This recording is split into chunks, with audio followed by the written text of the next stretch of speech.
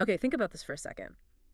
What if almost all the wealth we see around us, like the vast majority, over 97% of it, what if that was all created in just the last tiny fraction, 0.01% of human history? I mean, Yeah, how does that even happen? It sort of bends your mind, doesn't it? it really does. And welcome everyone to the Just and Gab podcast. That amazing question is exactly what we're getting into today. We're looking at Eric D. Beinhocker's book, The Origin of Wealth, which basically tries to answer that very thing. Yeah, and it digs into some, well, pretty radical ideas about how wealth is actually created, not just shifted around. Beinhocker kicks things off with this great story, really sets the scene. He talks about visiting this remote village in Kenya, right? And he meets a Masai elder, and the elder, trying to figure Beinhocker out, asks him the standard question there, how many cattle do you own? And Beinhocker says, none. And the elder's just baffled, like genuinely feel sorry for him, thinking he's poor. He can't figure out how this guy with zero cattle managed to travel so far or owns this fancy camera. Yeah. Right. And the confusion only clears up when Beinhocker happens to mention an uncle who used to own cattle. Then the elder gets it. That's it. It must be the rich uncle funding everything. It's such a perfect illustration, isn't it? It just shows these completely different ways of defining and measuring what wealth even is. Exactly. I tend to think in quantity dollars, pounds, maybe cattle, or historically it might have been salt, seashells, tobacco. Sure. But Beinhocker says, hang on, maybe the real measure is something deeper. Economic complexity, diversity. He uses this idea of stock keeping units, SKUs, like how many different kinds of things are available in an economy. And when you look at it that way, wow, the difference is huge. He compares the Yanomamo tribe in South America, hunter-gatherers, maybe $90 per person per year income, something like that. Hopefully, yeah. And their economy might have, what, a few thousand SKUs, max? Maybe. Then compare that to New Yorkers back in 2001, average income around $36,000 a year, and the SKUs available, not thousands, not millions, but tens of billions. It's staggering. The income gap is massive, sure, like 400 times. But the complexity gap, the SKUs, that's millions of times bigger. It completely reframes what rich means. And just to really hammer home the historical point, the Yanomamis level, that $90 a year, that's pretty similar to where our ancestors were maybe 15,000 years ago. Right. And for almost all of that time, like 14,750 years, wealth just didn't really grow much. By 1750, the average world GDP per person was only about $180, barely double the hunter-gatherer level. It's incredible how static it was for so long. And then, boom. In just the 250 years after 1750, world GDP per person shoots up 37 times to around $6,600 on average. So that brings us back to the core question, the one you started with. Yeah. Why? Why this sudden, unbelievable explosion after millennia of stagnation? What kicked it all off? And that's where Beinhocker argues traditional economics kind of falls short. It doesn't really have a convincing answer. That's where complexity economics comes in. It sort of makes sense that people might not fully trust traditional economics on this. I saw this poll, I think it was in Britain. Only 25% of people trusted economists talking about the economy. That put them second to last, just above politicians. Ouch. Yeah, it's pretty low. And Beinhocker tackles that directly. He says it's not just, bad economists misleading people. He thinks the problem runs deeper, that traditional economic theory itself is built on shaky ground. Shaky how? Well, unrealistic assumptions, idealized models, things that just don't match up with how the real economy works, especially when it comes to actually creating wealth. But wait, didn't Adam Smith cover wealth creation way back in The Wealth of Nations? He talked about labor transforming materials, right? And how division of labor boosts productivity, that famous pin factory example. Absolutely. Smith was definitely onto wealth creation. He saw how specializing tasks, one person draws the wire, another cuts it, another sharpens the point, could passively increase output from maybe 20 pins per person per day to thousands. So where did economics go wrong after Smith? Did they just forget about that part? Sort of, yeah. It sounds strange, but for a really long time after Smith, the main focus shifted. Economists became much more interested in distribution. How do markets, the invisible hand, allocate the resources we already have in the most efficient way? Ah, okay. Yeah. So it became about slicing the existing pie efficiently rather than figuring out how to bake a bigger pie. Exactly. They kind of took the size of the pie as a given or assumed it grew because of outside factors, not because of the internal workings of the economy itself. So the book argues the big problem is this view of the economy as a closed equilibrium system. Can you unpack that a bit? What does that mean? Sure. Think of it like a bowl with a ball in it. The bowl rolls around, it eventually settles at the bottom, right? That's equilibrium. In economics, it means supply equals demand, the market clears, everything's stable and balanced. Okay, I get the analogy, but how can a system that always wants to settle down explain explosive growth? Or creating something new? It feels like it implies a fixed amount of stuff where value just gets moved around, not actually created. You've hit the nail on the head. That's the core limitation. A static equilibrium system, by its nature, can't really generate novelty or sustain growth from within. So to explain changes, traditional economics had to bring in these exogenous variables. Exogenous meaning from outside. Yeah, things outside the core model, sudden changes in technology, shifts in consumer tastes, government actions, even the weather. Beinhocker says it feels a bit like blaming mysterious external forces instead of understanding the system's own dynamics. And didn't they borrow this equilibrium idea from physics? Like the first law of thermodynamics, energy is conserved, it just changes form? They did. It seemed like a neat scientific parallel. But complexity economics argues that's the wrong law of physics to use. The economy isn't just an abstract concept, it's a real physical system using matter, energy, and information. And any physical system has to obey the second law of thermodynamics. Ah, entropy.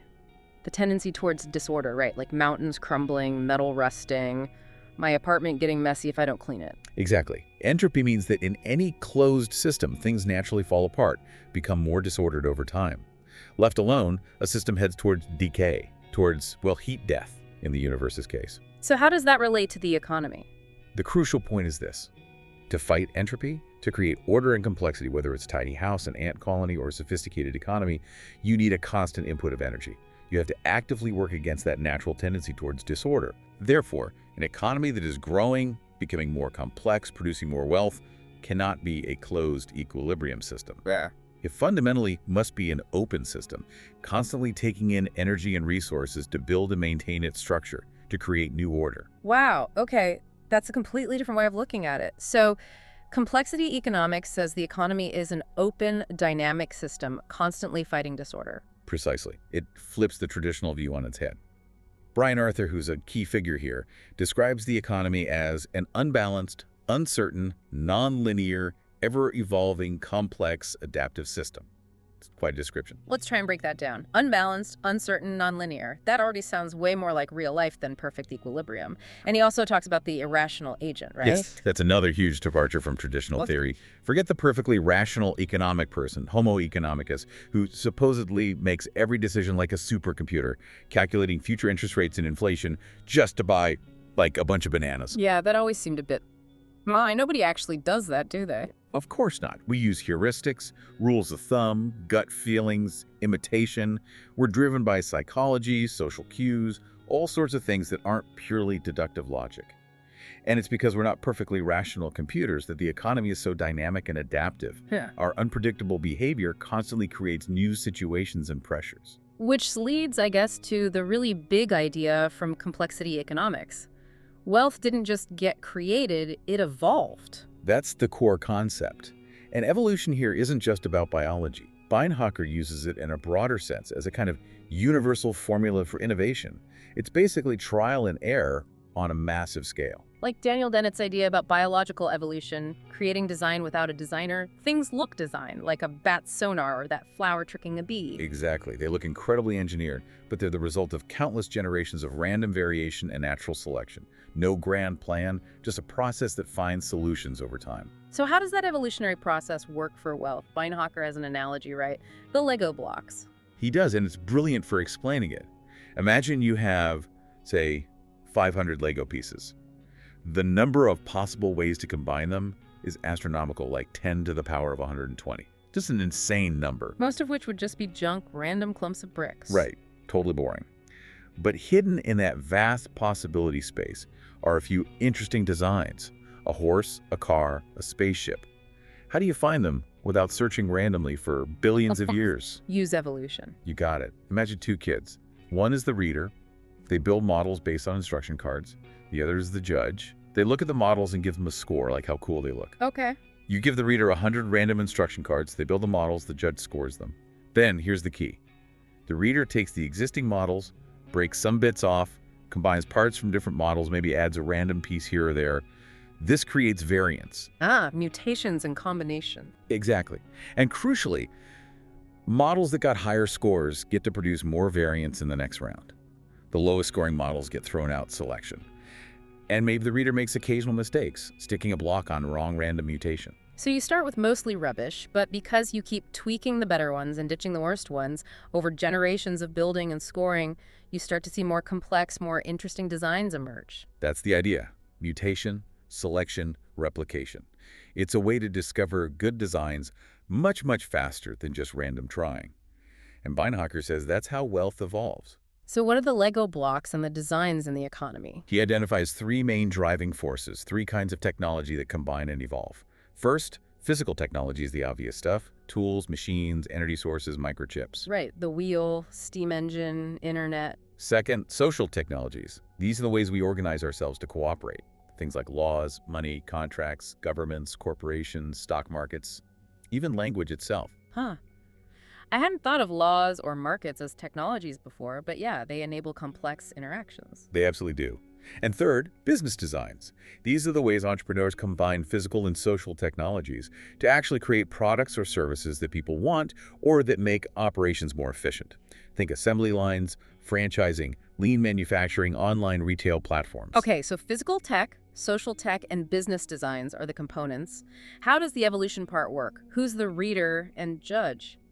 Well, entrepreneurs and businesses are constantly trying new things. New products, new processes, new organizational structures. That's the mutation or variation part. Introducing new designs into the mix. Exactly. Then the judge is essentially the market.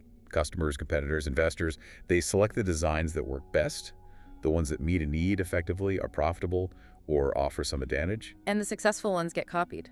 They get copied, they get investment, they grow. That's the replication. Unsuccessful ideas, the ones the market doesn't value, they tend to shrink and eventually disappear. Selection again.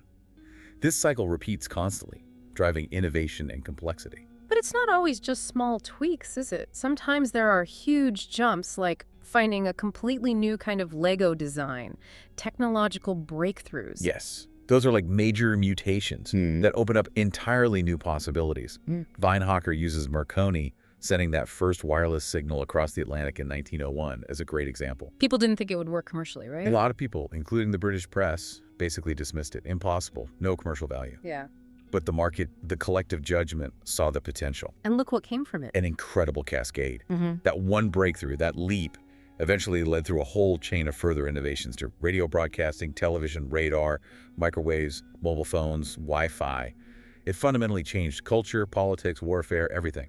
All sparked by that initial successful mistake, you could say. So, bringing it full circle then, why the massive takeoff after 1750? What changed to let this evolutionary engine run wild? Beinhocker highlights two massive shifts that happened around that time. First, the scientific revolution, really getting going from the 1500s onwards. Before that, finding new physical technologies was largely slow, painstaking trial and error. Stumbling around in the dark, almost. Kind of. But the scientific method combining systematic experimentation with logical deduction gave us a much more powerful way to understand the world and purposely invent new technologies. The pace of physical tech discovery just went exponential. Okay, that's one driver. What was the second? The second was the gradual rise of the market economy. For most of history, economic activity was heavily constrained by political power, by guilds, by tradition. Who succeeded often depended more on connections or favor than on having a genuinely better idea. Right. The judge wasn't necessarily picking the best designs for human progress. Exactly. But as markets became freer, more competitive, the selection process got much better at rewarding innovations that actually created value for people, that improved efficiency, that met needs. So you had this powerful combination. A faster way to generate new ideas, science, and a better way to select and spread the good ones, markets. And those two together created the conditions for that explosive, continuous growth we've seen. That's the argument.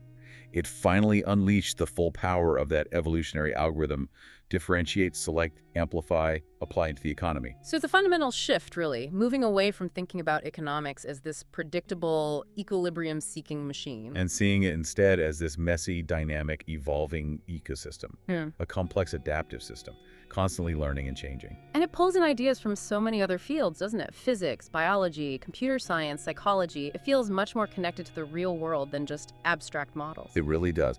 Beinhocker and others in behavioral economics, too, are challenging those old assumptions, like the perfectly rational agent, by looking at how things actually work. It sounds like economics might be going through a really huge transformation. Beinhocker certainly thinks so.